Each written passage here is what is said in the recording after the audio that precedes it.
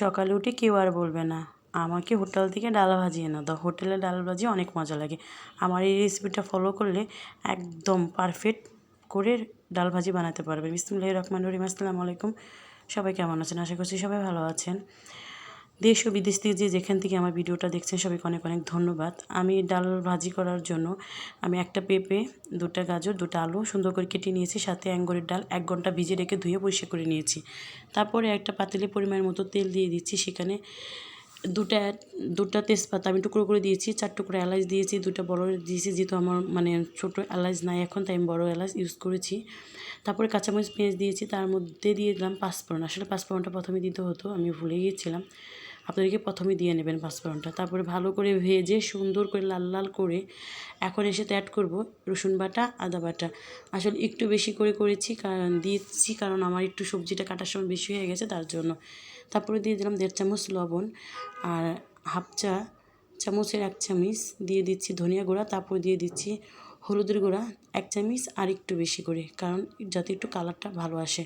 তারপর পানি দিয়ে ঢাকনাটা ঢেকে দিলাম কষানোর জন্য। ঢাকনাটা তুলে এর মধ্যে দিয়ে দিলাম সেই অ্যাঙ্গরের ডালগুলো দিয়ে ভালো করে নাড়াচাড়া করে নিচ্ছি। এটার মধ্যে একটু পানি দিয়ে আমি আবারও 3 থেকে 4 মিনিট ঢাকনা দিয়ে রেখে দেবো। এখন দিয়ে দিচ্ছি সে পরিমাণ মতো একটু পানি, যাতে ডালটা সিদ্ধ হয়। আমার ডালটা যেহেতু ভিজানো ছিল, সিদ্ধ হতে বেশি সময় লাগে নাই।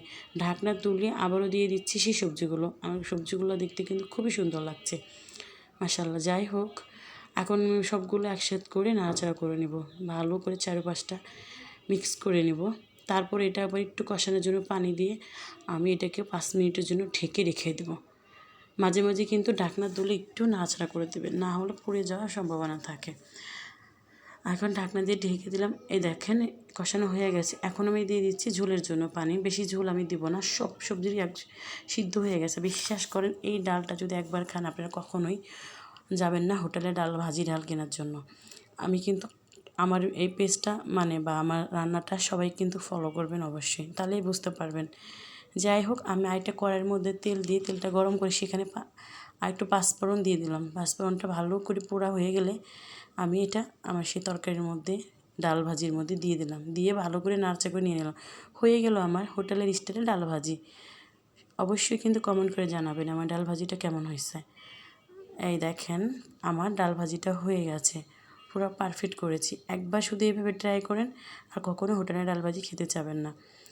সবাই ভালো থাকবেন, সুস্থ থাকবেন। অবশ্যই কমেন্ট করে জানাবেন আমার ডাল ভাজিটা কেমন হচ্ছে। যারা আমাকে ফলো করেন নাই অবশ্যই একটা ফলো দিবেন, লাইক করবেন, শেয়ার করবেন, সবসময় পাশে থাকবেন। আপনারা পাশে আছেন বলেই আমি এত দূর আসতে পেরেছি। সবার জন্য অনেক দোয়া এবং ভালোবাসা রইল। সবাই ভালো থাকবেন। আল্লাহ।